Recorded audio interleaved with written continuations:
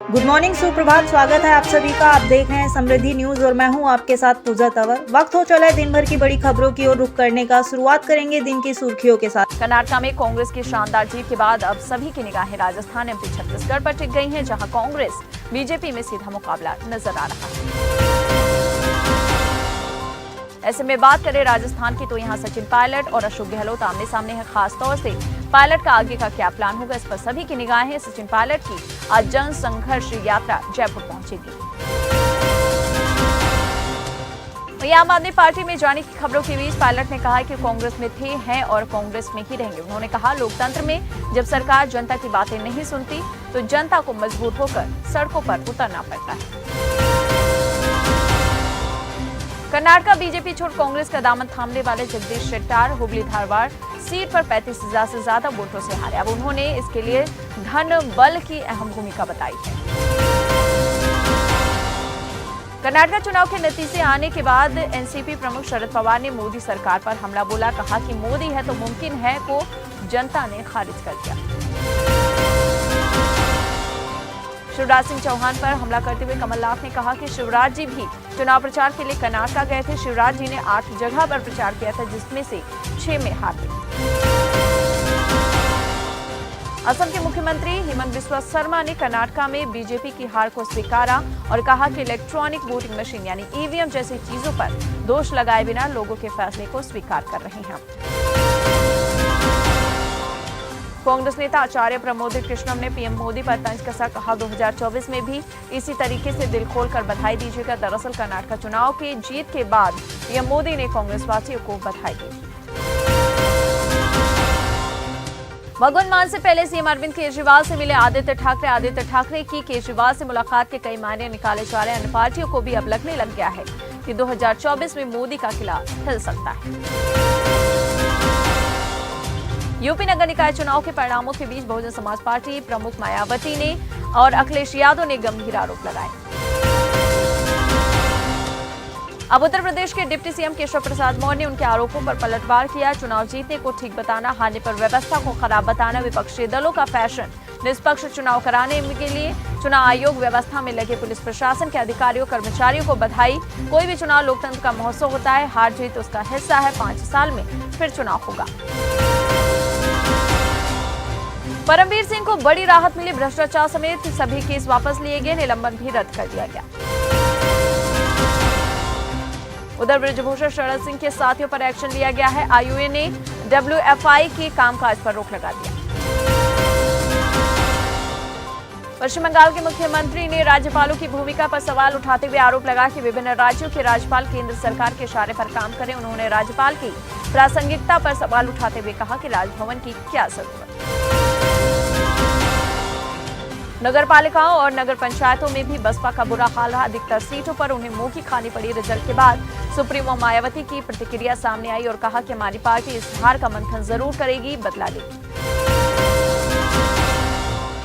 मायावती ने आगे ये भी कहा कि सभी भली भांति जानते हैं कि बीजेपी की सरकार सरकारी मशीनरी के दुरुपयोग करने में माहिर है, लेकिन उनको शायद ये नहीं पता बसपा इसके खिलाफ चुप नहीं बैठने वाली।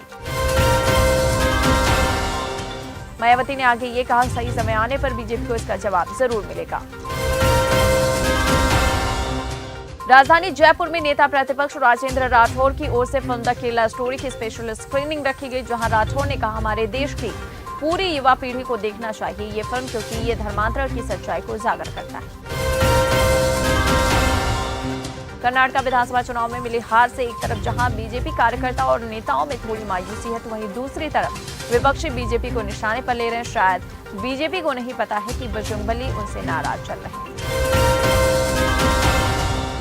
केंद्रीय मंत्री गिरिराज सिंह, अश्विनी चौबे, बीजेपी के बिहार अध्यक्ष सम्राट चौधरी और पूर्व केंद्रीय मंत्री रविशंकर प्रसाद ने लाइन में लगकर धीरेन्द्र शास्त्री की आरती उतारी। इस दौरान बीजेपी सांसद मनोज तिवारी भी मौजूद रहे।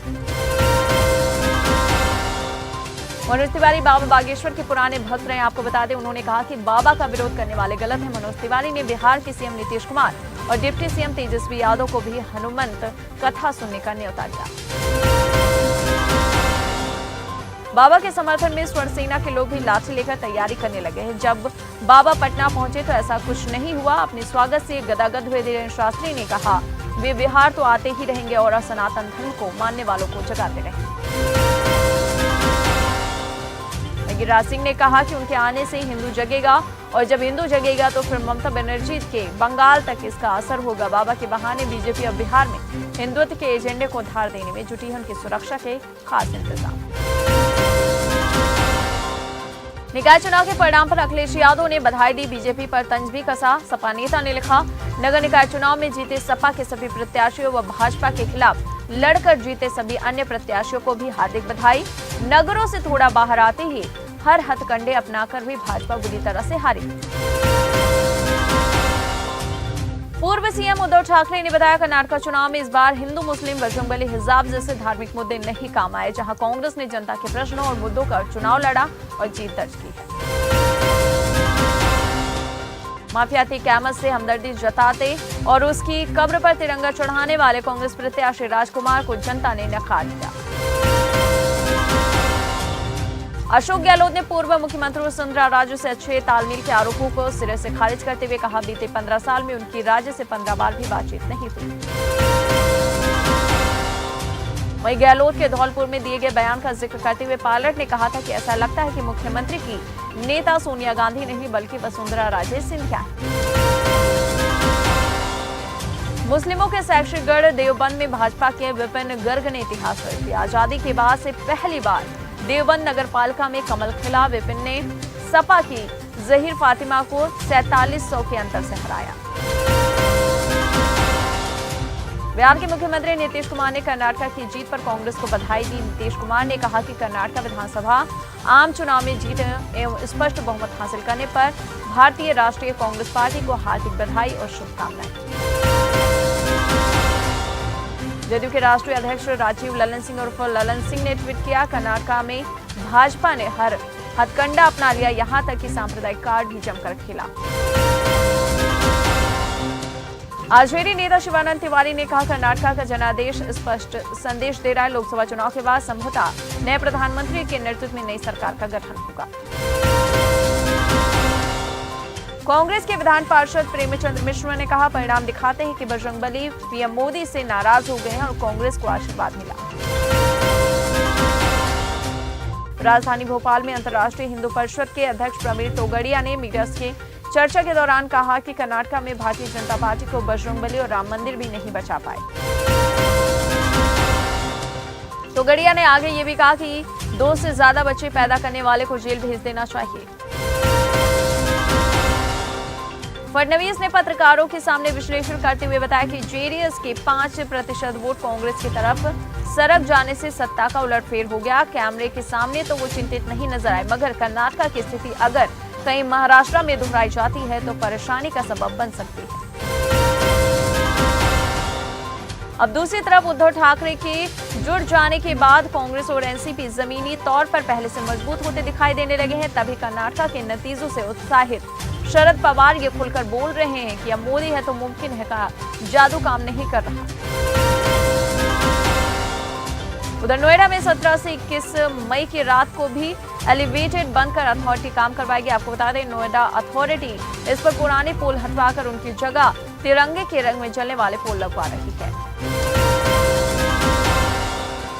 फरीदाबाद जल्द ही उत्तर प्रदेश के चोला इंडस्ट्रियल एरिया से जुड़ने वाला है, जिसके बाद 31 किलोमीटर का सफर महज 18 मिनट में तय हो जाएगा। इसको लेकर प्रोजेक्ट तैयार किया जा चुका है। बिहार के मुख्यमंत्री नीतीश कुमार के एक प्रमुख सहयोगी ने कहा कि सरकार जाति आधारित सर्वेक्षण की दिशा में आगे बढ़ी है। इसके लिए सभी विधायी और संवैधानिक कदम उठाने को भी तैयार है। जम्मू कश्मीर के अनंतनाग में सुरक्षा बलों और आतंकियों के बीच मुठभेड़ शुरू है। बता दें, सुरक्षा बलों ने ज्वाइंट ऑपरेशन चलाते हुए 2 आतंकियों को भी घेरा। उधर मानसून के दौरान इलाकों में पानी भर जाने से परेशान लोगों का संपर्क कट जाता है, जिसके चलते झारखंड सरकार अगले सप्ताह साहिबगंज से पहली नौका एम्बुलेंस सेवा शुरू करने वाली है। रिहाई के बाद इमरान खान ने नवाज शरीफ पर हमला बोलते हुए कहा कि शरीफ परिवार को देश की नहीं सिर्फ कुर्सी की चिंता। उधर पीएम मोदी के दौरे से पहले ऑस्ट्रेलिया में सिडनी नगर परिषद ने अगले महीने खालिस्तानी समर्थकों के प्रोपेगेंडा इवेंट को अनुमति देने से इनकार कर दिया। आपको बता दें, शहर के चौक चौराहों पर इवेंट को लेकर बैनर पोस्टर भी लगाए गए थे, जिन्हें हटा दिया गया। बता दें, पीएम मोदी 24 मई को ऑस्ट्रेलिया दौरे पर सिडनी पहुंचेंगे। एमपी के पन्ना जिले के पन्ना टाइगर रिजर्व में भी अब हीरे की तलाश के लिए खुदाई की जाएगी। राज्य सरकार ने इसके लिए अनुमति दे दी।